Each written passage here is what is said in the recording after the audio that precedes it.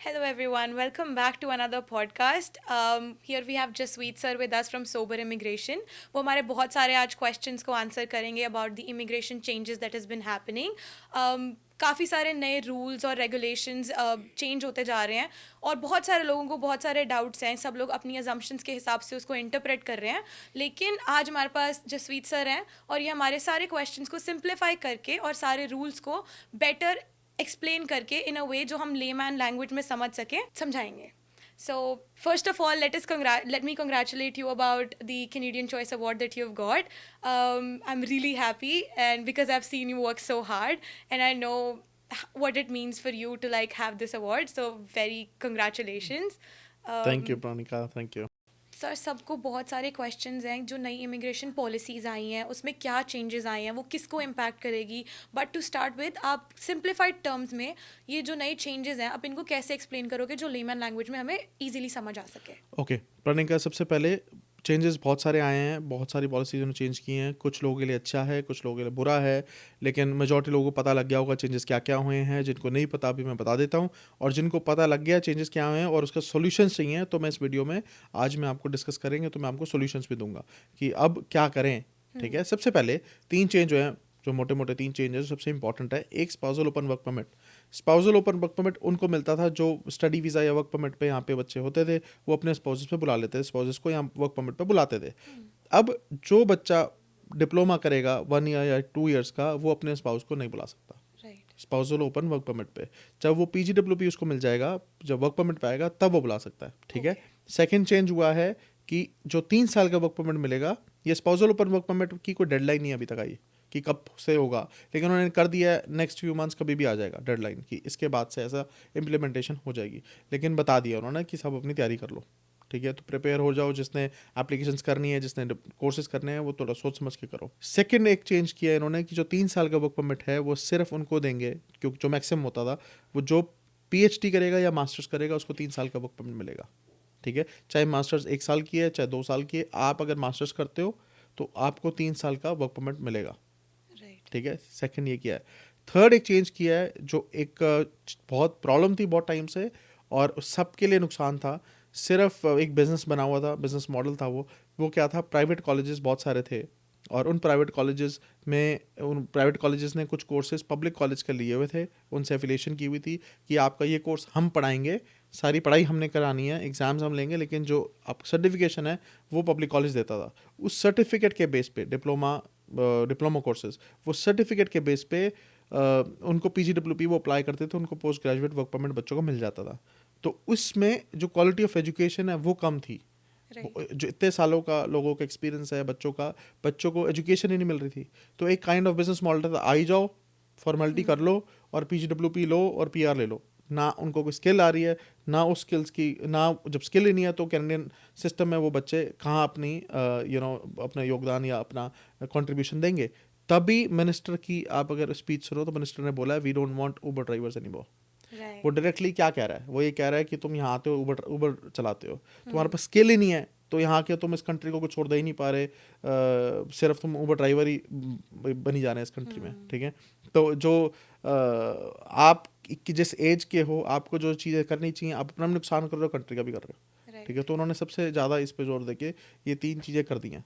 ठीक है, और स्ट्रिक्टनेस करी है, दे जो चैलेंजेस कनाडा में आ रहे थे उसके ऊपर स्ट्रिक्टनेस करी है कि ये जो एक फ्लड इमिग्रेशन कहते हैं, वर्ड यूज़ करते हैं कि एकदम सारे दरवाजे खोल दिए, सारे हर कोई आ जाओ, उस पे रोक है।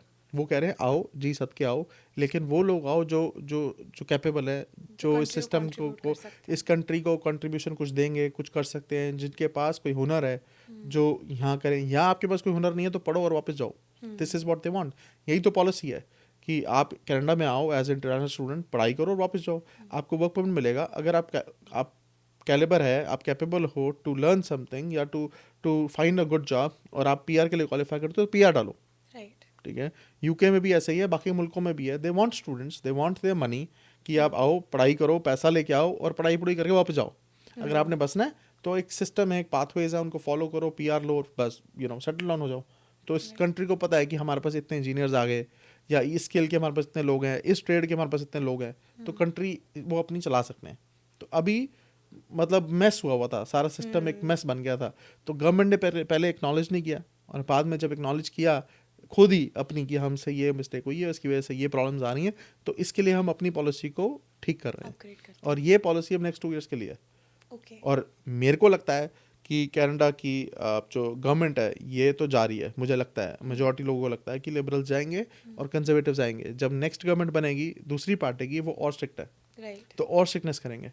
तो कनाडा की इमिग्रेशन पहले जैसी अब नहीं रहेगी, they will be changes, they will be strictness. अब वही लोगों को पीआर मिलेगी जो सीधे तरीके जो जो प्रोसेस है, जो क्वालिफाई करेंगे, जिनके पॉइंट्स बन रहे हैं, और उनके लिए सबसे ज़्यादा टफ होगा जो बच्चे 12th के बाद आए हैं, या जिनके पास स्किल नहीं है, या जिनको जॉब्स नहीं मिल रही, या जो कुछ नया सीखना नहीं चाह रहे। राइट।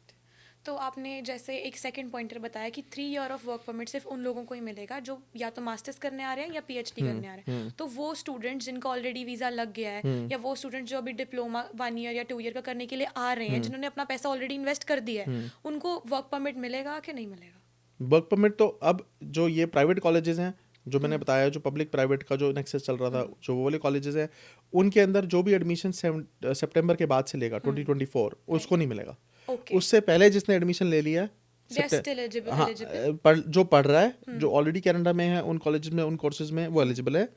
जो एडमिशन ले चुके हैं for Jain batch, for May batch, वो एलिजिबल है। जो सितंबर बैच से वहाँ जाएंगे उनको नहीं मिलेगा, वर्क परमिट ही नहीं ठीक है, उनको नहीं मिलेगा।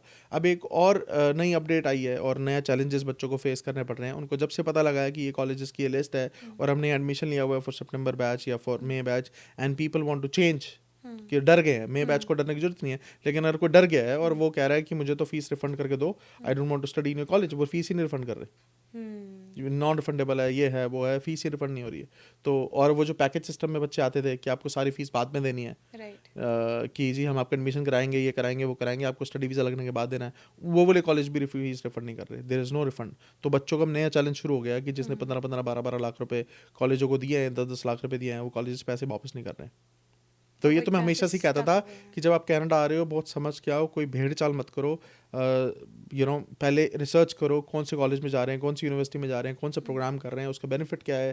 एजुकेशन काउंसलर्स होते हैं, उनसे कंसल्टेशंस लो, जिसको काम का पता है, जिसको आपको गाइड कर सकता है। जब भी आपको फॉर एग्जांपल आपको इंजीनियर बनना है, तो आप किसके पास जाओगे सलाह लेने? आप डॉक्टर के पास थोड़ी जाओगे, राइट? आप किसी इंजीनियर के पास जाओगे, या कोई ऐसा बंदा जिसने वो पाथवे किया हुआ है, या जिसको नॉलेज है, जो रोज लोगों को समझाता है। आप ऐसे आदमी से पूछोगे कि मैं ये काम करूं, ये पढ़ाई करूं कि ना करूं। तो जो करियर काउंसलर्स होते हैं, उनका रोज का काम है, उनका प्रोफेशन है, they will charge you something, लेकिन आपको कम से कम गाइड करेंगे। अब ऐसे भेड़ चाल में कोई एजेंट है जो एजुकेटेड नहीं है, या उसको इतने इनफ नॉलेज नहीं है, उसने उसके पास कॉन्ट्रैक्ट है किसी कॉलेज का, और वो उसी कॉलेज में भी बच्चे भेज रहा है, आपको भी भेज दिया, जाओ जी जाओ, कुछ ना कुछ बन जाएगा आपको वहाँ जाके। तो कनाडा में आके फिर धक्के खाने, और खा रहे हैं बच्चे। और मैं हमेशा सबको यही कहता हूँ जी, हमसे ज़्यादा नॉलेज, क्योंकि हम बिजी हैं अपने कामों में, इंडिया में बैठे माँ बाप को ज़्यादा पता होता है, क्योंकि वो यूट्यूब पे देखते रहते हैं videos, they are more updated कि अब क्या चल रहा है। अभी हो गया कनाडा में बर्फ़ ज़्यादा पड़ गई, कनाडा में वेदर ख़राब हो गया, कनाडा में मिनिस्टर ने ये कर दिया, उनको सारी खबरें होती है कनाडा की। एक इंडियन मीडिया, पंजाब का मीडिया और बाकी शहरों का वो, बाकी अपने उनके बच्चे रिश्तेदार आए में, वो सब बताते हैं उनको सब पता है यहाँ क्या हो रहा है। तो उनको ये सच्चाई तो पता चल गई है कि कनाडा वो आसान नहीं है, वो जो ड्रीम कंट्री जो दिमाग में प्लान होता है कि वहाँ पे ऐसा है, वो सब नहीं है। यहाँ पे आके मेहनत करनी पड़ेगी, और उस मेहनत को अगर आसान बनाना है तो प्लानिंग करके आ जाओ। नहीं तो अगर आपको ये पता है कि इस कंट्री में आसान नहीं है तो मत आओ। अगर आप मेंटली प्रिपेयर्ड हो तो आओ, और सीधे रास्ते आओ। बिल्कुल। और अपने पेरेंट्स का पैसा या अपना पैसा लगा रहे हो तो सही जगह इन्वेस्ट करो, इट्स इन्वेस्टमेंट। मेजॉरिटी लोगों ने आना है पढ़ने, ये तो साफ साफ है कि उन्होंने वापस नहीं जाना, ठीक है, चाहे पढ़ाई करने आ रहे हैं, जैसे भी आ रहे हैं, वापस नहीं जाना। अगर आपको पता है आपने वापस नहीं जाना है, और आप सिर्फ इन्वेस्ट कर रहे हो, study visa is a pathway कि मेरे को कनाडा की पीआर मिल रही है, और मैं इन्वेस्ट कर रहा हूँ ये पैसा, $30,000, $40,000, $50,000, ये मेरी इन्वेस्टमेंट है कि मेरे को कनाडा का स्टडी परमिट मिल जाएगा, फिर वर्क परमिट मिल जाएगा, फिर मेरे को पीआर मिल जाएगी। तो इन्वेस्टमेंट तो सोच समझ के करता है इंसान, तो इन्वेस्टमेंट ठीक ठाक सोच समझ के करो। ठीक है। एक और बहुत ज़्यादा टर्म यूज़ हो रही है, कैप 35%। ये एग्जैक्टली क्या है, इसको आप कैसे ब्रेक डाउन करोगे? वो स्पीच में एग्जैक्टली क्या बताना चाह रहे थे? ओके, उनके लिए कनाडा में ये जो अभी कनाडा बहुत सारे चैलेंजेस फेस कर रहा है, और उस चैलेंजेस को ठीक करने के लिए जो इमिग्रेशन ने बोला मिनिस्टर ने कि हमसे ये पॉलिसी की वजह से हमारे यहाँ पे हाउसिंग क्राइसिस हो रहे हैं, जॉब्स नहीं है, ठीक है, बहुत सारी चैलेंजेस आ रहे हैं, और इकनॉमी को भी देख रहे हैं, और जो एजुकेशन का स्टैंडर्ड गिर रहा है उसको भी देख के कनाडा में जो पॉपुलेशन आ रही है वो अनस्किल्ड है, ठीक है, स्किल्ड नहीं है वो, उनको देख के इन्होंने चेंजेस किए थे। और सबसे पहला, चाहे उसको कह लो कि प्रैक्टिकल मूव या कह लो पॉलिटिकली मोटिवेटेड, क्योंकि जो लोकल लोग हैं कैनेडियन पीआर या सिटीजन, वो फील कर रही है ये चीज़ कि ये क्या हो रहा है। राइट। तो उन्होंने कैप लगा दिया कि हमें अब इतने इंटरनेशनल स्टूडेंट्स नहीं चाहिए। हालांकि कनाडा की इतनी भी बड़ी इकॉनमी में इतना बड़ा शेयर इंटरनेशनल स्टूडेंट्स का है, वो आते हैं तो पैसा लेके आते हैं, लेकिन गवर्नमेंट को ये डिसीजन लेना पड़ गया कि हमें अब कैप लगाना पड़ेगा। 35% का उन्होंने कैप लगाया कि अब from 2024 they want 364,000 students, international students only, okay. ठीक है, विच इज़ 35, मतलब 35% का कैप लगा दिया कि हमें सिर्फ 35% चाहिए, जो कि 100% से सीधा 35 पे गिर चुका है। हाँ, हमें उन्होंने कैप लगा दी कि ये इतने ही हमें चाहिए। पिछले साल 8-9 लाख बच्चा आया था, ओके। ठीक है, कम कर दिया उन्होंने। तो ये स्ट्रिक्टनेस होगी। पहले आपके दरवाज़ा बंद कर दिया, तो पहले जो 5.5 बैंड को भी वीज़ा मिलता था वो बंद हो गया है। अब 6-6 बैंड वाले ही भूल जाए। अब तो ये होगा, पहले कॉलेजेस वाले उन्हीं बच्चों का एडमिशन देंगे जिन बच्चों का उनको पता है कि वीज़ा अप्रूवल के चांसेस ज़्यादा हैं, जिनके पास एजुकेशन है, जिनके पास 12th में अच्छे मार्क्स हैं, आइल्स में अच्छा स्कोर है, जिनके SOP स्ट्रॉन्ग है, उनको पता है कि ये बच्चा के वीज़ा लग जाएगा या ज़्यादा चांसेस हैं, तो उनको एडमिशन ही उनको मिलेगा। तो आपको कम्पीट करना है पहले एडमिशन लेने के लिए, फिर कम्पीट करना है वीज़ा लेने के लिए। तो वो बातें नहीं रही, ठीक है। पहले आपने फाइनेंसेस मैनेज कर लेते थे, किसी ने अकाउंट में दिखा दिया कुछ है, अब उनको बच्चे पढ़े लिखे भी चाहिए और पैसे वाले भी चाहिए, ठीक है। तो अब उन्होंने पहला दरवाज़ा ये था जो उन्होंने शट किया आम बच्चे के लिए। जो ये होता था कि चलो 12th कर ली, चलो कनाडा चलें, वो पहला दरवाज़ा तो ये है। फिर इसके बाद उन्होंने और चीज़ें टफ़ की हैं, PR टफ़ हुई है। उसके बाद उन्होंने ये जो स्पाउसल वाला लगाया है, तो कितनी सारी जो फेक मैरिजेस हो रही थी कि 12th के बाद लड़की की शादी कर दी और वो किसी लड़के को ले जाएगी, तो वो सब बंद हो जाएगा। राइट। जो फेक चीज़ें थी वो बंद होएंगी। और मैं तो इस हक़ में हूँ कि 12th का बच्चा आना ही नहीं चाहिए। मैं इस हक़ में हूँ कि बच्चा आए तो ग्रेजुएशन करके आए, कम से कम एक मैच्योरिटी लेवल होता है। प्लस ग्रेजुएशन करता है तो उसको पता लगता है मैंने करियर में करना क्या है, मैंने मास्टर्स करनी है तो मैंने किस फील्ड में करनी है, मैंने अगर सीधा जॉब करने जाना है तो मैंने मार्केटिंग करनी है, मैंने सेल्स करनी है, मैंने HR में जाना है, मैंने हेल्थ केयर में जाना है, मैंने करना क्या लाइफ में। तो उसको वो 19 साल से 21-22 साल की उम्र तक पता लगता है कि मेरे को आगे करना क्या, अपनी लाइफ बनना क्या है। अब 18 साल के बच्चे को पता ही नहीं है, क्योंकि उसने दुनिया नहीं देखी है कि मेरे को करना क्या कनाडा जाके, या लाइफ में क्या करना है। तो वो वाला जो सिस्टम था ना, तो मैच्योरिटी लेवल और यहाँ के जो भी आप देखते हो नेगेटिव चीज़ें हैं, तो क्योंकि बच्चों की भी गलती है, उनको एकदम से फ्रीडम मिलती है और दे डू थिंग्स जो बाद में चाहे खुद ही सोचते हों या कहते हैं कि यार ये क्या करा, या टाइम खराब किया, पैसे खराब किए, या मुझे ये नहीं करना चाहिए था, लेकिन वो एक बार तो हो गया ना, ठीक है। चाहे वो यंग लड़कियाँ आती हैं 18-19 साल की, चाहे वो यंग लड़के आते हैं, मैं सख्त में हूँ, ये मेरा पर्सनल ओपिनियन है कि कम से कम ग्रेजुएशन के बाद हो, ताकि पेरेंट्स को भी सुकून हो कि यार कम से कम ये समझदार है, या ये मैच्योर इनफ है, ये संभाल लेगा, कर लेगा या कर लेगी, ठीक है। नहीं तो माँ बाप भी परेशान, यहाँ बच्चे खुद भी स्ट्रेस लेवल हाई है, और प्लस चीज़ें जो टफ हो गई हैं। ग्रेजुएशन करने के बाद आते हो तो आपको पॉइंट्स मिलते हैं एक्सप्रेस एंट्री में आपकी ग्रेजुएशन के, और 1 आध साल के एक्सपीरियंस है तो उसके भी पॉइंट्स मिलते हैं, राइट। मैं आपको पता होता है कम से कम इतने डिसीजंस ले सकते हो, यार मेरे को वैंकूवर में जाना है कि सरी जाना है, कि टोरंटो रहना है, कि मेरे को एल्बर्टा जाना है, इतना भी बेसिक हो जाता है, फील्ड ही डिसाइड हो हाँ, जाती है। चाहे अकेले भी आ रहे हो, कोई फ्रेंड सर्कल नहीं है तब भी आप आ सकते हो। 18 मतलब 12th के बाद तो फिर यही आते थे कि यार मेरी क्लास का कोई आया हुआ है, मैं उसके साथ जाके रह लूँगा या रह लूँगी, कुछ ना कुछ वो ये कर रहा तो मैं भी कर लेती हूँ, वो ट्रक चला रहा तो मैं भी ट्रक चला लेती हूँ, ठीक है, वो ऊबर चला रहा तो मैं भी ऊबर चला लेता हूँ, वो ऐसी चीज़ें थी।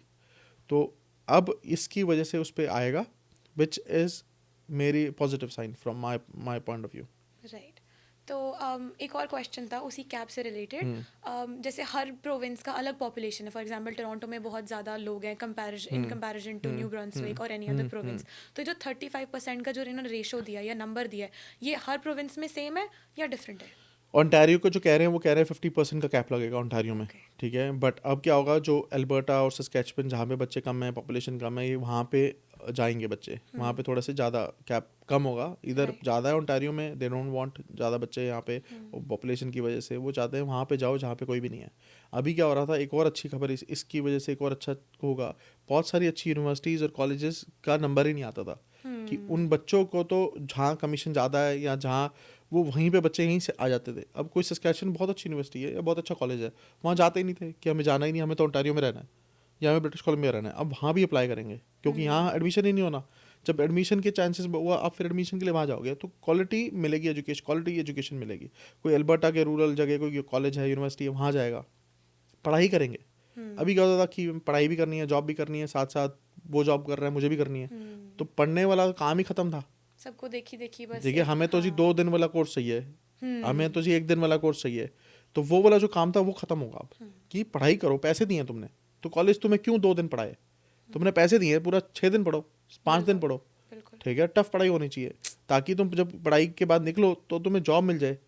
फिर तुम ये ना कहो जी ये डिप्लोमा तो बेकार है जी, जॉबें नहीं मिलती। ठीक है, कनाडा में जॉब नहीं है, जॉब मिलती हैं, जॉब्स हैं, they want calibre, they want skilled students, they want people जो उनकी कंपनी को आके कुछ कुछ कंट्रीब्यूट करेंगे उनकी कंपनी में। राइट। नहीं, अब वो आपके पास है क्या देने के लिए, तो आपको ये सोचना है बिफोर ये जजमेंट देनी है, बिफोर ये व्यू पॉइंट बनाना या जॉब्स ही नहीं है। एग्जैक्टली। ठीक है, तो आई थिंक काफ़ी अच्छा ब्रेक डाउन हो गया है रूल्स का। आप मुझे ये बताओ कि ये सारे जो रूल्स चेंज हुए हैं, what was the triggering point for the immigration minister to make these changes? Okay, जो पॉइंट था वो ये था कि एक तो जो मैंने जैसे पहले बताया कि कैनेडियन जो सिटीजन्स हैं या पीआर होल्डर्स हैं, जो यहाँ के नेशनल्स हैं जो यहाँ रह रहे हैं, उनके अंदर फीलिंग्स थी क्योंकि जॉब्स ही नहीं है, वो भी लोग स्ट्रगल कर रहे हैं जो रह रहे हैं यहाँ पे। ठीक है, वो क्राइसिस देख रहे हैं, इन्फ्लेशन कितनी बढ़ गई है, वो देख रहे हैं, हाउसिंग क्राइसिस हैं, जो बेसमेंट $1000 की मिलती थी वो $2,000 की, 2200 की मिल रही है क्योंकि डिमांड ज़्यादा है। ठीक है, अब एक घर का एक नॉर्मली पहले होता था कि एक फैमिली के पास एक अपना घर है, प्राइमरी हाउस है, दैट्स इट। बहुत कोई अच्छा होता था, उसने एक आधी इन्वेस्टमेंट प्रॉपर्टी ली हुई है। अब क्या हुआ है, उनको पता है रेंटल में मैं ऐसे चढ़ा दूंगा, मैं घर उठा रहा हूँ, और वो अगर घर की वैल्यू 8 लाख है तो 9 लाख में बाय करता है कि कोई बात नहीं, मेरा तो इतना मैथ करके मेरी तो इतनी रेंट आ जाएगा, ये बाहर से मॉर्गेज निकल जाएगी, तो मैंने तो ये 10 बच्चों को दे देना। उस घर में 10 बच्चे गुजार दिए, तो वहाँ से उसको बच्चों को भी एक्सप्लॉयटेशन है, उनको साफ हाइजीनिक जगह नहीं मिलती रहने के लिए। ठीक है, एक एक कमरे में 3 दिन रह रहे हैं, और it was not that expensive पहले। अभी उनको जगह भी नहीं मिलती है, प्रॉपर पर्सनल स्पेस, और पैसे भी ज़्यादा दे रहे हैं। और एंड में फ़ायदा होता था कि लोग घर ले रहे हैं, 1 लिया, 2 लिया, 10 लिए, 20 लिए, लोगों के पास 100 घर हैं यहाँ पे। ठीक है, जो जिन्होंने इन्वेस्टमेंट्स की हुई है, 5-5 घर तो नॉर्मल लोगों के पास, और वो घर होने चाहिए थे लोगों की प्राइमरी रेजिडेंट। ठीक है, लोग नॉर्मल लेते घर, 8 लाख का खरीदते, 7 का खरीदते, 6 का, जो भी जिस भी शहर के हिसाब से, और अपनी फैमिली को रखते। अब वो अफोर्ड नहीं कर पाते हैं तो वो रेंट पे रहते हैं। अब जो रेंटल जा रहा है रहने के लिए, क्योंकि वो घर खरीदना अफोर्ड नहीं कर सकता, तो रेंटल भी महंगा है। जो रेंट 1500 का होना चाहिए वो महंगा है, जो रेंट 1000 का होना चाहिए वो महंगा है। बेसमेंट्स के रेट बढ़ गए हैं, अपार्टमेंट्स के रेट बढ़ गए हैं, कॉन्डोज के रेट बढ़ गए हैं, तो लोग जाएगा। तो जो लोग परेशान हो रहे हैं, तो या तो वो रेंट देना बंद कर रहे हैं, तो भी गवर्नमेंट को प्रॉब्लम, या लैंडलॉर्ड्स को प्रॉब्लम है क्योंकि उनका टेनेंट्स अफोर्ड ही नहीं कर सकते, और रह रहे हैं 1-1 साल, लैंडलॉर्ड टेनेंट बोर्ड में केसेस पेंडिंग है। तो बहुत हाउसिंग की शॉर्टेज है कनाडा में इस टाइम। कमिटमेंट्स पे कमिटमेंट्स मिनिस्टर्स दे रहे हैं, जो प्रोविंस के गवर्नमेंट हैं या जो फेडरल है, लेकिन वो पूरे नहीं हो रहे। तो they are working very hard कि हाउसिंग के क्राइसिस दूर करें, जिसमें वो ये चाहते हैं कि बच्चे, अब जो इंटरनेशनल स्टूडेंट्स आ रहे हैं या टेम्प्रेरी वर्कर्स आ रहे हैं, वो कम आए, यहाँ पे जॉब संभाली जाए, जो लोकल लोग हैं उनको मिले, और जो हाउसिंग क्राइसिस है उसको ठीक किया जाए। तो जो ये एकदम भीड़ आ रही है, इसको अभी रोको, पहले अपनी प्रॉब्लम सॉल्व कर लो। हमारे घर में कोई मेहमान आता है, एक रात के लिए 4 लोग आ जाए, तो हमें ये मुसीबत पड़ जाती है कि भी अब ये कहाँ रुकेंगे, कहाँ सोएंगे, इनका हम ज़रा बेड बना दें, ये कर दें, वो कर दें, क्या खाएंगे। अब इस कंट्री में आप दुनिया को बुला रहे हो, की रिस्पॉन्सिबिलिटी, तो उनको संभालने के लिए इंफ्रास्ट्रक्चर तो चाहिए ना। कहाँ रहेंगे, हाउसिंग तो ठीक करो, जॉब्स हैं कहाँ करेंगे। तो जब लोग आ रहे हैं उम्मीद लेके आ रहे हैं, तो उनके पास जॉब्स ही नहीं है, और मेजॉरिटी लोग middle class, lower middle class से आते हैं, उनको जॉब्स करनी है टू सर्वाइव। तो जब जॉब्स ही नहीं है, वो कहाँ से सर्वाइव करेंगे। फिर उससे स्ट्रेस लेवल बढ़ता है, मेंटल इलनेस बढ़ती है, सुसाइड्स बढ़ रहे हैं, या क्राइम बढ़ रहा है, इलीगल हो रहा है। मैं तुम्हें स्टैटिस्टिक्स देता हूँ प्रणिका, अभी तक, आज तक जो गवर्नमेंट के पास डेटा है, 200,000 स्टूडेंट्स, क्योंकि वो स्टडी परमिट पे कनाडा आए थे, वो वो आउट ऑफ स्टेटस हैं कनाडा में, वो इलीगल हैं, और वो स्टूडेंट्स कॉलेज और यूनिवर्सिटी में नहीं है। हर कॉलेज और यूनिवर्सिटी को गवर्नमेंट को बताना है कि हमारे यहाँ पे कितने बच्चे पढ़ रहे हैं, सब कुछ बताना है उनको गवर्नमेंट को, कितने बच्चे पढ़ रहे हैं, किस किस कोर्स में, किस सेमेस्टर में कितने बच्चे ने एडमिशन लिया, उनका सारी डिटेल देनी है। लेकिन वो देते हैं, उनको गवर्नमेंट को पता है कि ये बच्चे पढ़ने आए थे लेकिन कॉलेजों में नहीं है, यूनिवर्सिटीज़ में नहीं है, तो वो सब आउट ऑफ स्टेटस हैं। 200,000 नंबर है उनका, जो गवर्नमेंट को पता ही नहीं पता है, मतलब गवर्नमेंट को पता है कि ये पढ़ नहीं रहे लेकिन आए स्टडी परमिट पे थे, ठीक है, तो वो कुछ ना कुछ रेफ्यूजी डालेंगे, कुछ कुछ शादियां करेंगे या ऐसे ही रहते रहेंगे, तो वापस अपने मुल्क जा नहीं सकते, कैश पे जॉब्स है नहीं, तो उनका mental level, mental state, mental illness या मेंटल हेल्थ कितनी क्या होगी, क्या स्टेट ऑफ माइंड होगा, उनको अपने फ्यूचर का नहीं पता, ठीक है, एंजाइटी लेवल, तो ये सब चैलेंजेस साथ ही हैं, ये उसका पार्ट है, उसके साथ गो विद द फ्लो वाला काम है कि अब कुछ भी करते हो तो उसके कॉन्सिक्वेंसेज हैं, वो ही है ये। ठीक है। तो अब जो लोग आ रहे हैं उनके तो हमने इफेक्ट्स देख लिए कि क्या होंगे या पोटेंशियल क्या चीज़ें हैं, लेकिन जो इंटरनेशनल स्टूडेंट्स ऑलरेडी यहाँ पे हैं, ये सारे रूल्स उनको कैसे अफेक्ट करेंगे? उनको नहीं करेंगे, जो बिल्कुल ऑलरेडी रह रहा है उसको टेंशन लेने की जरूरत नहीं है, ठीक है। ये है कि जब डेडलाइन आ गई कि स्पाउसल ओपन वर्क परमिट की कि इस डेट से पहले पहले जिसने किया उसके बाद वो नहीं है, जो 1 ईयर प्रोग्राम और 2 ईयर्स प्रोग्राम वाले हैं वो अगर डेडलाइन के बाद अप्लाई करेंगे तो उनके स्पाउसेस नहीं आएंगे, तो वो अपनी फटाफट तैयारी करें कि अपने स्पाउसल ओपन वर्क परमिट की एप्लीकेशंस तैयार करें, अपने डॉक्यूमेंटेशन रेडी करें और बिफोर द डेडलाइन सबमिट करो। अभी तो डेडलाइन बताई नहीं है, लेट्स होप कि अगर 2 महीने बाद डेडलाइन आती है कि 2 महीने का टाइम दिया, 1 महीने का टाइम दिया, एटलीस्ट जो बच्चे ऑलरेडी कनाडा में हैं वो 1 ईयर प्रोग्राम पढ़ रहे हैं या 2 ईयर कर रहे हैं वो अपने स्पाउसेस को बुला लें। बाकी जो मास्टर्स कर रहे हैं उनको कोई प्रॉब्लम नहीं है, जो और चीज़ें कर रहे हैं उनको प्रॉब्लम नहीं है, उनको वरी करने की जरूरत नहीं है, ठीक है। लेकिन हाँ, अगर आप बस अपनी PR की देखो और आपको ये होना चाहिए कि अब आपके लिए शायद जो ऑलरेडी बच्चे हैं उनके लिए शायद अच्छा है कि वो जहाँ जॉब कर रहे हैं तो उनको ये डर नहीं होगा कि और बच्चे और आएंगे तो बच्चे हमारी आएंगे। जॉब सेफ है या हमें कोई ना कोई जॉब मिल जाएगी, राइट, तो उनके लिए थोड़ा बेटर ही है कि वो शायद अब रेंट भी कम हो। मैं एज्यूम कर रहा हूँ रेंटल थोड़ा नीचे आएगा, अगर रेंटल नीचे आएगा तो घरों की प्राइसेस नीचे आएंगी, राइट। ठीक है, तो लोगों को फ़ायदा होगा। कि घर के प्राइसेस तो इतने ज़्यादा क्रेजी हो रखे हैं इस टाइम पे, छोटे छोटे कमरे के लिए भी ये लोग 1500 1600 is like nominal price for an empty room. हाँ, तो comparing it to like 3 years before जो 300 400 800 भी नहीं होता था। अब अगर ये रियलिटी है प्रणिका, जैसे आपने बताया, तो ये अगर रियलिटी है कि इतना एक्सपेंसिव हुआ है तो उनकी बच्चों की सैलरी या फिर लोगों की सैलरी थोड़ी बढ़ी है, एग्जैक्टली। ठीक है, जो $16 पे था 17 का हो गया, 17 पे तो 18 पे हो गया, 20 पे हो गया, उस स्पीड पे सैलरीज बढ़ी नहीं है जिस स्पीड पे रेंटल बढ़ा है या इन्फ्लेशन बढ़ी है, महंगाई इतनी हो गई है, ग्रॉसरीज कितनी महंगी है, राइट, गैस महंगी है, गैस तो अभी डबल हुई पड़ी है, राइट, कितना टाइम हो गया नीचे नहीं जा रही, तो बहुत सारे चैलेंजेस हैं इस देश में जो नॉर्मल लोगों के लिए they are facing real issues really. अब after all these changes and after all these closures और सब कुछ हम लोग जब हम समझ लेते हैं या ये सारी चीज़ें जब हम लोगों ने रिफ्लेक्ट कर ली, गवर्नमेंट ने रिफ्लेक्ट कर ली, इसके बाद what do you think what people या किस तरह के लोगों को कंसिडर करना चाहिए कनाडा आने के लिए? सबसे पहले प्रणिका मैं ये एडवाइस करूँगा कि जैसे मैं हमेशा कहता हूँ, अभी भी मैंने थोड़ी देर पहले बोला कि वही लोग कनाडा आएँ जो बैचलर्स के बाद आ रहे हैं। इंडिया में बैचलर्स की हुई है, अपने अपने देशों में बैचलर्स की हुई है, बैचलर्स कम से कम करो फिर कनाडा आओ, ये तो मेरी सबसे पहले एडवाइस है। क्यों, अगर आपको उससे पहले आना है तो कम से कम कोई स्किल आता हो या आपने अपना पाथवे चूज़ किया हुआ है, आपको ट्रेड में जाना है, आपको पता है कि मैं ये कर लूँगा तो मेरे को 12th के बाद मैं 1 साल या 2 साल की पढ़ाई करूँगा और मेरी शादीशुदा नहीं हो तो स्पाउस का चक्कर ही नहीं है, और उसके बाद मैं वर्क परमिट ले लूँगा और मैं अपनी जर्नी कर सकता हूँ। मेरे को आपको क्लियरिटी है कि आपने कौन सी पढ़ाई करनी है, उसके बाद क्या जॉब करोगे और PR कौन से पाथवे पे होगी, कम से कम चाहे पाथवे बाद में पॉलिसी को चेंज हो जाए, लेकिन आपको अगर इतनी नॉलेज है, आप इतने मैच्योर हो, आपको अपने प्रोविंस का पता है कहाँ जाना है, या आपको कोई भाई बहन ऑलरेडी यहाँ रह रहा है जिसके आपको 15 पॉइंट्स मिलेंगे, ठीक है, अगर वो PR या सिटीजन है तो आपको कोई सपोर्ट करने वाला तो आओ 12th के बाद, ठीक है, चाहे 12th के बाद भी नहीं कहता, 19-20 साल में हो, 1-2 साल तो इंडिया में धक्के खा लो, थोड़ा बहुत देखो, इंडिया में कुछ नहीं करना, कोई जॉब नहीं करनी तो ट्रैवल कर लो इंडिया में, with in the country travel कर लो, बॉम्बे चले जाओ, कहीं ना कहीं ट्रैवल करो, लोगों से मिलो, तो आपको थोड़ी बहुत दुनियादारी का पता लगेगा, ठीक है, फिर आ जाओ, ठीक है। लेकिन अगर मेजॉरिटी को तो मैं यही एडवाइस करूँगा कि ग्रेजुएशन करो, ग्रेजुएशन कर लिया तो कम से कम 1 साल कहीं जॉब कर लो और फिर आओ, फिर अप्लाई करो, और इफ़ यू आर प्लानिंग तो कोशिश करके मास्टर्स में अप्लाई कर दो, मास्टर्स 1 साल की भी होती है, 2 साल की भी होती है, उसमें अप्लाई कर लो। और अगर आप मास्टर्स चूज़ करते हो कि चलो मास्टर्स करनी है, तो आपने 2 प्रोविंसेस टारगेट करने हैं, एक ब्रिटिश कोलंबिया और एक ओंटारियो। इन दोनों प्रोविंसेस में कुछ सिलेक्टिव यूनिवर्सिटीज़ हैं जहाँ पे आप मास्टर्स करते हो तो आपको पीएनपी के लिए आप नॉमिनेट हो जाते हो, आप पीएनपी नॉमिनेशंस डाल सकते हो, पीएनपी की के लिए क्वालिफाई हो जाते हो, आप पीएनपी अप्लाई कर दो एंड देन डायरेक्टली पीआर। तो आपको पीआर की चिंता ही नहीं करनी। अगर आप मास्टर्स करते हो from British Columbia and Ontario from a specific approved universities, आपको पीआर की चिंता ही छोड़ दो। फिर आप पीएनपी डालो, पीएनपी अप्रूव, फिर पीआर डाल दो। ये बेनिफिट भी है, ठीक है। ये मैं एडवाइस करूँगा अभी। और अगर कोई जल्दबाजी नहीं है तो अभी 1-2 साल रुक जाओ, क्योंकि यहाँ भी हालात ठीक नहीं है।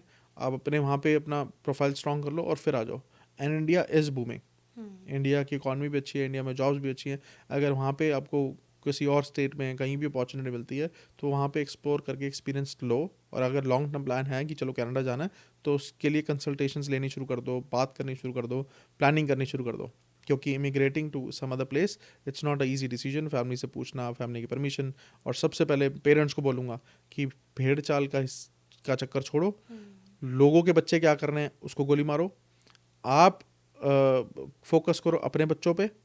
आप पड़ोसी, रिश्तेदार, उन सब को छोड़ के अपने पे फोकस करो कि हमारा बच्चा क्या चाहता है, हम क्या चाहते हैं अपने बच्चे के लिए, उस पर फोकस करो। भेड़ चाल को छोड़ दो कि उसका बच्चा चला गया तो मेरा भी जाए, वो चला गया तो मेरा भी जाए। ये ऐसे मत सोचो, जाए तो साला क्या करे वहाँ जाके। सबसे पहला इंपॉर्टेंट है कि भी अगर जा रहा है तो क्या करेगा। सही बात है। आप 18 साल का आपकी बेटी हुई नहीं है, उसको पार्लर का नहीं पता कहाँ जाना है, और आपने उसको उठा के कनाडा भेज दिया है जहाँ पे कोई जान ना पहचान। यहाँ तो सबका खुद का एक्सपीरियंस है, यहाँ तो रिश्तेदार भी नहीं संभालते, क्योंकि सबकी अपनी अपनी स्ट्रगल है। चाहे वो 5 साल पहले आए, चाहे वो 10 साल पहले आए, चाहे वो 20 साल पहले आए, आज भी वो स्ट्रगल कर रहे हैं। कोई ना कोई, किसी को बच्चों की स्ट्रगल है, किसी को अपनी स्ट्रगल है, किसी को करियर की स्ट्रगल है। तो आप किसी पर डिपेंड ही नहीं कर सकते। तो थोड़ी सी भेड़ चाल को बंद करके, जो हो गया, जो पिछले सालों में हो गया, अब थोड़ा सा ठंडा करो मामला, और बच्चों से पूछो वो क्या चाहते हैं, और अपनी सजेशंस, अपना एक्सपीरियंस, अपना लाइफ का तजुर्बा बच्चों को दो। थोड़ा सा मैच्योरिटी लेवल जब बच्चों में आ जाए, आपको लगे ये अपना कर सकता है, ये अपना खाना बना सकता है। क्योंकि जब हम यहाँ पे बच्चे आते हैं, खाना बनाना नहीं आता है, तो ये व्यू पॉइंट अब छोड़ दो कि कर लेगा या कर लेगी या बाहर का खा लेगा। क्योंकि हेल्थ इश्यूज होते हैं, मैदा खा खा के, बाहर का खा खा के, मैगियाँ खा खा के छोटी छोटी उम्र में लोगों को हेल्थ इश्यूज़ हो रहे हैं। किसी को कोलेस्ट्रॉल की प्रॉब्लम हो रही है, किसी को कॉन्स्टिपेशंस हो रही हैं, किसी को शुगर हो रही है छोटे छोटे बच्चों को, किसी को कुछ हो रहा है, किसी को कुछ हो रहा है। तो ये सब प्रॉब्लम्स आती हैं हम जो खाना खा रहे हैं। और खाना अगर बच्चों को बनाना ही नहीं आता है, या उनको पता ही नहीं है कि मेरे को सैलड खाने से फ़ायदा है, कि मेरे को क्या खाऊंगा वो मेरी हेल्थ के लिए बेनिफिट है, वो जो भी पैक्ड फूड आ रहा है, कंटेनर्स में आ रहा है, वो खा रहे हैं, या वो रोज़ पिज़्ज़ा खा रहे हैं, या वो रोज़ बाहर का ही खा रहे हैं, तो उससे पैसे वेस्ट हो रहे हैं, और उससे बाहर का खा रहे हैं तो हेल्दी नहीं है। तो हेल्दी फूड का उनको पता ही नहीं है किस खाने में कितने न्यूट्रिशन है। फ्रूट हमें कितना खाना चाहिए, हमें ये करना चाहिए कि नहीं करना चाहिए। वो एक हो गया है कि चलो सारे पिज़्ज़ा खा रहे हैं तो रोज़ शाम को पिज़्ज़ा मंगा लो, ठीक है। तो वो सब चीज़ें, ये भी नॉलेज का पार्ट है कि हमें क्या खाना चाहिए क्या नहीं। ये सब बुजुर्गों की चीज़ें नहीं है कि आप 50 साल के हो जाओगे तब आपको इस चीज़ पर ध्यान देना है। ये अभी से बच्चों के दिमाग में डालो कि क्या खाना चाहिए, क्या नहीं खाना चाहिए, क्या चीज़ आपकी हेल्थ के लिए बेटर है, क्या चीज़ आपकी हेल्थ के लिए नहीं बेटर। आप इस चीज़ को करो, इसकी चीज़ को ना करो, ठीक है। अब जैसे अब बच्चों को पता लगे कि यार मैदा नहीं हमारे हेल्थ के लिए बेटर, तो वो अभी से ही कम कर देंगे या छोड़ देंगे। को बताने स्पेशली वाला जब तो यहाँ पे कनाडा में आ जाते हैं तो बच्चे टिफिन जैसे सर्विस लगवा लेते हैं। टिफिन भी 1000 टाइम्स बेटर होगा जो बाकी चीज़ें होती हैं। जैसे पैक्ड यहाँ पे वो नान मिलते हैं, ठीक है, फ्रोज़न रोटियाँ, नान, सब मैदा है। वो उसमें प्रिजर्वेटिव्स डालते हैं। तो कोई भी ऐसी चीज़ जिसमें प्रिजर्वेटिव डले हुए हैं वो हेल्दी नहीं है। अब I am not the expert, ये तो मैं जनरल व्यू पॉइंट बता रहा हूँ, लेकिन आपको तो, पेरेंट्स को तो पता है ना क्या चीज़ खानी चाहिए और क्या और नहीं खानी बच्चे चाहिए। अभी ग्रोइंग स्टेज में 18-19 में कोई हाँ, बच्चा कोई बहुत बड़ा नहीं हो तो जाता, उसको इतने हेल्थ क्राइसिस आ जाते हैं, हाँ specially in 40s and 45s हाँ एवरीवन लाइक हाँ। बैक एक हो गया, ये एक हो तो रहा है, वो अब एक हो दो रहा है। दो प्रॉब्लम है जो कनाडा बड़ी कॉमन है। यहाँ B12 और विटामिन डी, इन दोनों की प्रॉब्लम है, ठीक है। बहुत कॉमन डेफिशिएंसीज हैं ये। अब B12 कहाँ से मिलेगा अगर यहाँ धूप ही नहीं आ रही, या फिर बच्चों को B12 नहीं मिल रही नेचुरली, तो वो क्या खाएं जिससे उनको B12 मिल जाए, ठीक है। बच्चों को विटामिन B12 की शॉर्टेज है या विटामिन डी की शॉर्टेज है, तो डी के लिए क्या खाएं, या तो विटामिन की गोलियां खाओ, या फ्रूट ऐसा कौन सा खाएं, या सब्जियां ऐसी कौन सी खाएं, या वेज नॉन वेज में ऐसा क्या खाएं जिससे हमारा ये डेफिशिएंसीज दूर हो।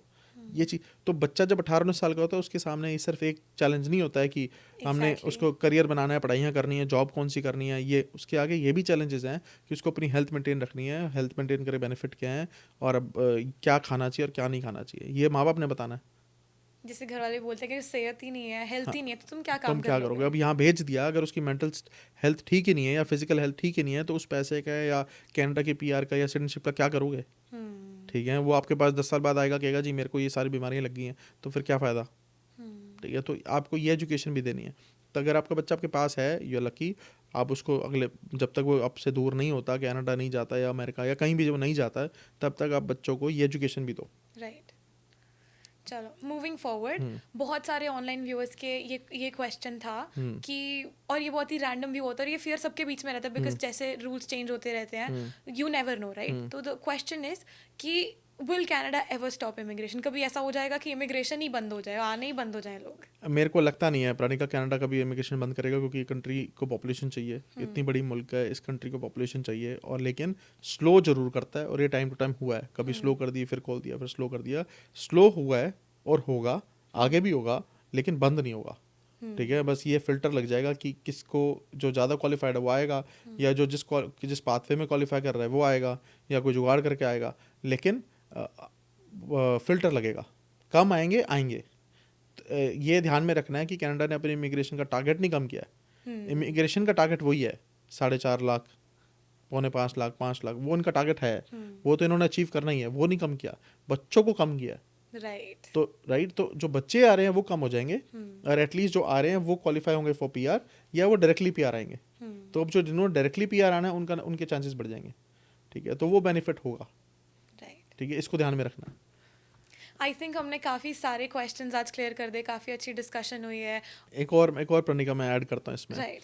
जो लोग अभी अपने अपने देशों में बैठे हैं, जो लोग अब कनाडा में नहीं आए, या जो आ भी हैं, वो भी, उनके लिए भी है कि क्या क्या पाथवेज उनके पास हैं, ठीक है। जो स्टडी का सोच रहे थे, टोटल 105 से ज़्यादा इमिग्रेशन प्रोग्राम्स है कनाडा में, ठीक है। तो उनको चूज़ करना है कि कौन से इमिग्रेशन पाथवे पे वो आ रहे हैं। अगर वो पहले चूज़ कर रहे थे कि हमने एक राउट है, स्टडी पे जाएंगे, उसके बाद ऐसे ऐसे करेंगे, अगर उनको चेंज करना है, स्विच करना है, तो वो अभी सोच सकते हैं कि चलो डिप्लोमा नहीं कर रहे तो हम मास्टर्स कर लेते हैं, थोड़ा सा पैसे एक्स्ट्रा लगेंगे, वो कर सकते हैं। नहीं तो और भी पीआर पाथवेज हैं, अगर उनको कोई जॉब मिल जाती है, हर एक प्रोफेशन बेस्ड उनके पाथवेज हैं। कोई ब्रिटिश कोलंबिया पीएनपी होता है, प्रोविंस बेस्ड पाथवेज, और फेडरल के पाथवेज। बिजनेस इमिग्रेशन बहुत है कनाडा में, बहुत अपॉर्चुनिटीज़ हैं, पॉपुलेशन बढ़ रही है तो बिजनेस भी बढ़ रहा है, तो आप बिजनेस इमिग्रेशन चूज़ कर सकते हो, आपके प्रोफेशन के बेस पे वो कर सकते हो, सेल्फ एम्प्लॉयड चूज़ कर सकते हो, बहुत सारे पाथवेज हैं। तो ऐसा नहीं होता कि ये एक कॉमन चीज़ है जी, स्टडी पे ही जाना है, वर्क परमिट मिलेगा और पीआर लेना है। बहुत सारे पाथवेज हैं, तो उसके लिए आपको राइट पर्सन चूज़ करना है। तो अपनी अगर आपको कंसल्टेशन चाहिए, हमारी वेबसाइट पर जाओ, कंसल्टेशन बुक करो, बात करो, डिस्कस करो, और दे मे बी कि कोई पाथवे आपके लिए हो, आप उस पर काम कर लो, ताकि 6 महीने में, साल में आप भी डायरेक्टली पीआर आ जाओ। अगर कोई पाथवे नहीं मिलता, कम से कम रास्ता में पता लग जाएगा कि मुझे ये वाली जॉब ढूंढनी है, तो मेरा रास्ता ओपन हो जाएगा, या मैं ये करता हूँ तो मेरा रास्ता ओपन हो जाएगा, ठीक है। तो अपनी कंसल्टेशन बुक करके डिस्कस कर सकते हो, तो मैं ये रिकमेंड करूँगा। और जो एक और बड़ा कॉमन है कि जी कनाडा विजिटर वीज़ा पे चले जाओ और वहाँ जाके कुछ ना कुछ बन जाता है, वो भी छोड़ दो, क्योंकि विजिटर वीज़ा पे आने के बाद कुछ ना कुछ तो मतलब बनता था। अब एलएमआईज भी वो वाली बात नहीं रही पहले वाली, और जॉब्स भी नहीं है, तो ये भी नहीं है कि आप जाते हो किसी जॉब मांगते हो, आपको 1 मिनट में दे भी देगा और एलएमआई भी दे देगा, वो वाला काम भी नहीं है। तो आपको कोई ना कोई रास्ता निकालना पड़ेगा उसके लिए, या फिर आप यहाँ आते हो, इलीगल काम करते हो, वापस जाते हो। इलीगल जॉब्स कैश पे नहीं है, तो अपना प्लानिंग करके ऐसे मत आओ कि जब हम वहाँ जा रहे हैं वहाँ काम कर लेंगे, सर्वाइवल बहुत टफ है। और विजिटर वीज़ा के लिए जो 20-20 लाख रुपए आप दे के आते हो, वो बंद कर दो। पहले लोग पंजाब में करते थे कि 20-20, 30-30 लाख रुपए विजिटर वीज़ा का दिया और जी पैसे वीज़ा लगवा देते हैं, बाद में आना। वो अब वहाँ थोड़ा सा उनको समझ आई है, अब हरियाणा में शुरू हो गया कि वहाँ पे 15 लाख, 10 लाख, 5 लाख, 25 लाख, 30 लाख ज़मीनें बेच के आप दे रहे हो, और वो कह रहे हैं जी आपको वीज़ा लगवाएंगे। वो आपका वीज़ा फर्जी डॉक्यूमेंट्स पे लगवाते हैं, और आप जब कनाडा आते हो, आपके फर्जी डॉक्यूमेंट के बेसिस पे ना वर्क परमिट ले पाते हो, ना आप पीआर ले पाते हो, क्योंकि आपको सिर्फ कनाडा का वीज़ा दिलाने के लिए उन्होंने आपकी सारी प्रोफाइल फेक बना के आपको वीज़ा दिलवा दिया है। आप यहाँ आने के बाद फिर आपके पास कुछ चारा नहीं बचता, आप रिफ्यूजी डालते हो, परिवार से 5-5 साल, 8-8 साल दूर रहते हो, और बच्चों से दूर रहते हो, तो उस वाली लाइफ का कोई फ़ायदा नहीं है। आपको बिल्कुल प्रिपेयर होकर आना है कि ये रिफ्यूजी वाले रास्ते छोड़ने हैं और इलीगल वाले रास्ते छोड़ने हैं, और विजिटर वीज़ा फर्जी डॉक्यूमेंट के साथ नहीं आना है। तो ये भी अवेयरनेस फैलानी है कि अगर कि आपके सर्कल में या आपको कोई भी कह रहा है मेरे को 20 लाख 30 लाख दे, तेरा वीज़ा लगवाता हूँ, वो रास्ता नहीं करना है। जो भी आपको पाथवे बता रहा है, पीआर का बता रहा है, चाहे लंबा है, और आपको सरकार की वेबसाइट पर भी सेम इन्फॉर्मेशन मिल रही है, उस पर जाना है। राइट। तो काफ़ी हमने मैटर को डिस्कस किया, आपने काफ़ी अच्छे से एक्सप्लेन किया सारा कुछ। आई थिंक लेमन लैंग्वेज में सबको अब ईजिली वो चीज़ें समझ आ गई होंगी जो वन लाइनर्स थे और सब लोग अज्यूम करके चीज़ों को इंटरप्रेट कर रहे थे. It was really nice meeting you and this podcast I think was really informative for everybody who is watching, and thank you so much for being here. Thank you, Pranika. Thank you.